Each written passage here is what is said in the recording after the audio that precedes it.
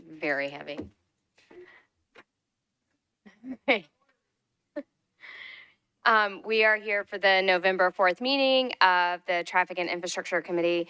We have public comment. Nobody has signed up, but is anybody here who would like to speak? Okay.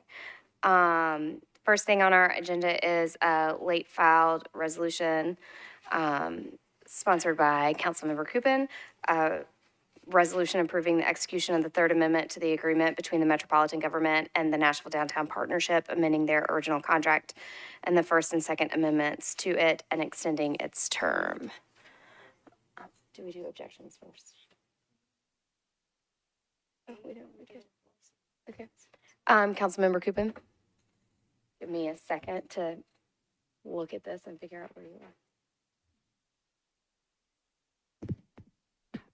Point of order before I begin, if I want someone in the gallery to speak on behalf of this bill, do I move the bill first and then ask for that? Okay. So then I would like to move the bill for approval with a brief comment. All right. Do we have a second? All right. Please go ahead. So this bill is late filed bill between Metro and the Downtown Partnership, extending the parking lease that is currently, or parking partnership that's currently in place. Sounds like there was some administration changeover that made it late filed. But to talk about that, I'd like to have Mr. Tom Turner speak to clarify a little bit.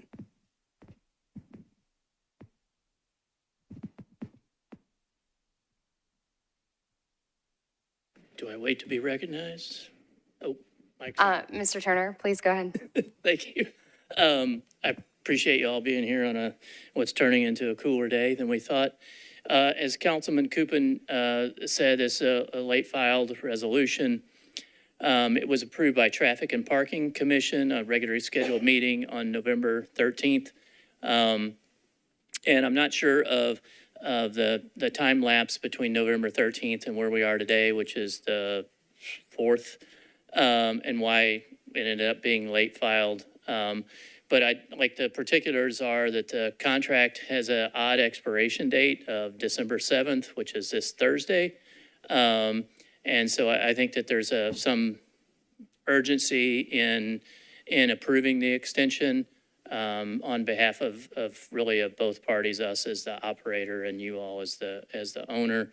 And so that's the kind of the basis of the late file piece. And I'm happy to answer more questions, any comments or anything.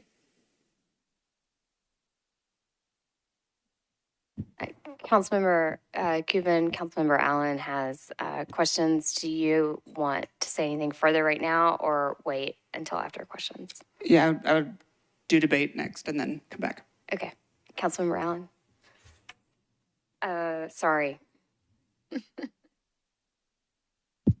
Great, good job. Thank you for being here, Mr. Turner. We appreciate Downtown Partnership providing all this parking. It's important. Two questions. 7 years seems like a funny amount of time, and we usually do 5-year contracts. So why is it 7 years? And then I have another question after that, if I can. Okay. I'm not sure why 5 or 7 were ever picked to begin with. I do know that Metro has a 30-day cancellation clause. So regardless of the term, whether it was 3 months or 3 years, that if at some point in the future, either Metro or the Downtown Partnership decide that this is not a future for either one, then there's a cancellation clause. Okay, and this may actually be a question for TDOT rather than Mr. Turner. It talks about the 50-50 split on the surplus revenue, and that Metro's part of that split can be used for anything. And I had asked Hannah about this, and she may have found it, but I haven't gotten back to my email. If Ms. Darby can talk about, in some part of Metro code or something, we talk about parking revenues shall be used for parking infrastructure, and that's it.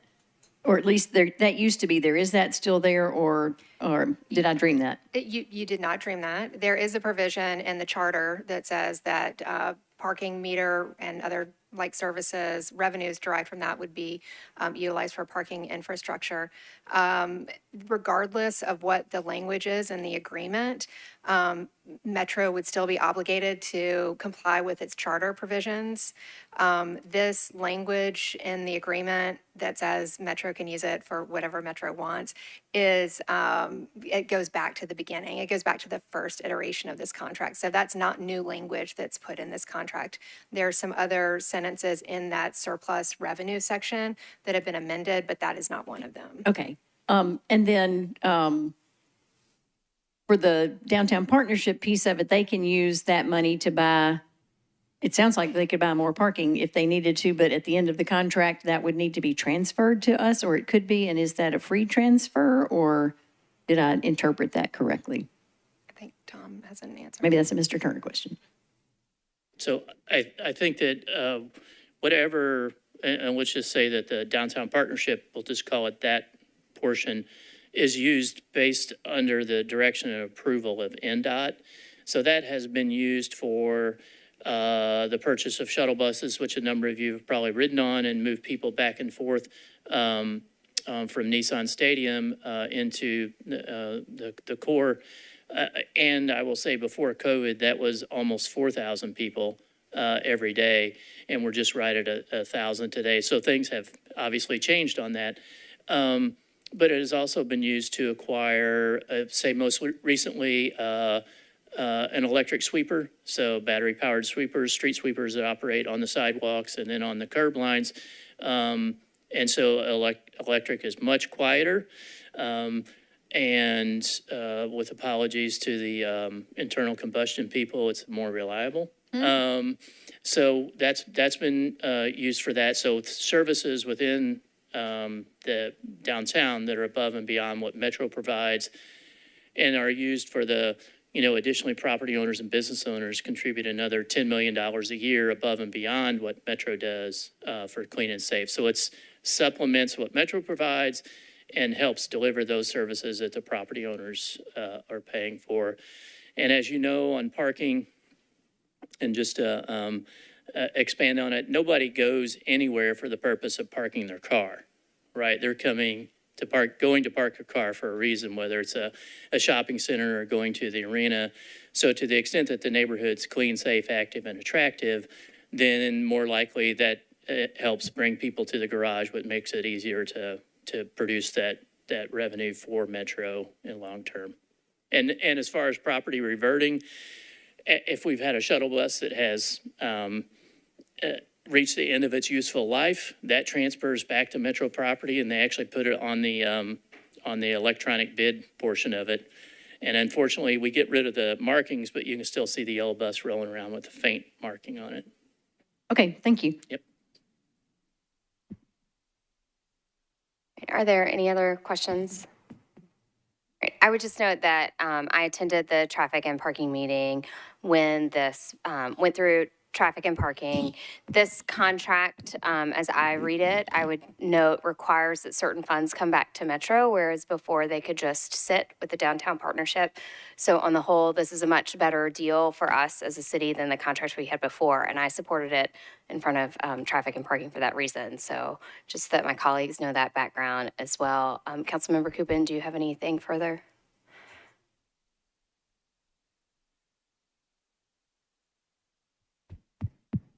With no further questions, I would again move for approval. All right. It's been moved and seconded. All in favor, say aye. Aye. Any opposed? Any abstain?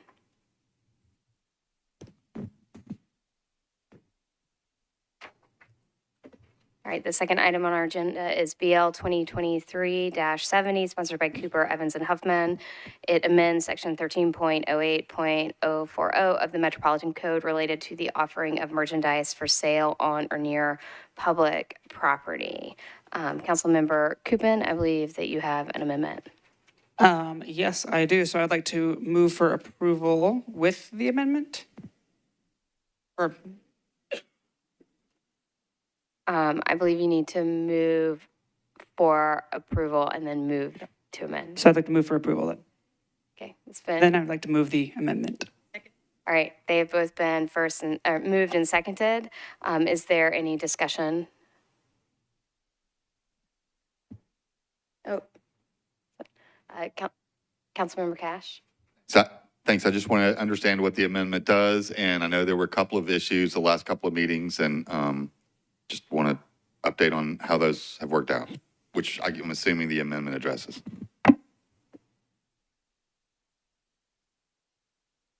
Councilmember Cooper, would you like to answer those? Sure. Well, this bill, as we know, has a couple iterations and cleanup. Originally, it had the word services in it, but that has been removed. And then the bill talked about public property, but did not also describe public right-of-way. So clarification was put in to make sure to address both public property and public right-of-way. So I believe everybody is happy with this iteration. Okay, are there any other further questions or discussion? All right, all those in favor of the bill as amended? Oh, sorry, we have to vote on the amendment. So all those in favor of the amendment, say aye. All those opposed? All right, any abstentions? Okay, now all those in favor on the bill as amended? Any opposed? Any abstentions? Okay.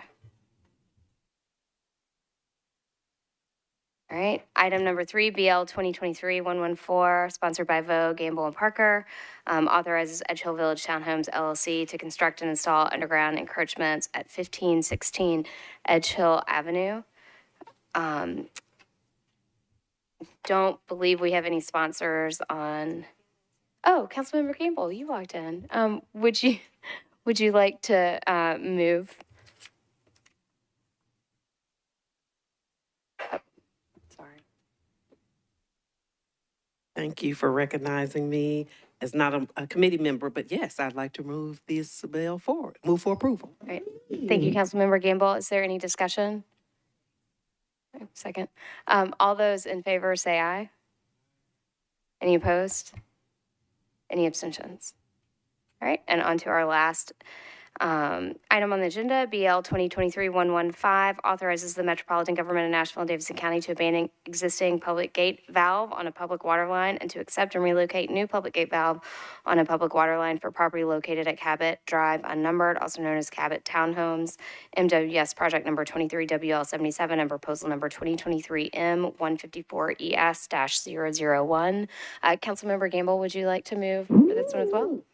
Yes, move for approval, please. Okay, it's been moved and seconded. All those in favor? Any opposed?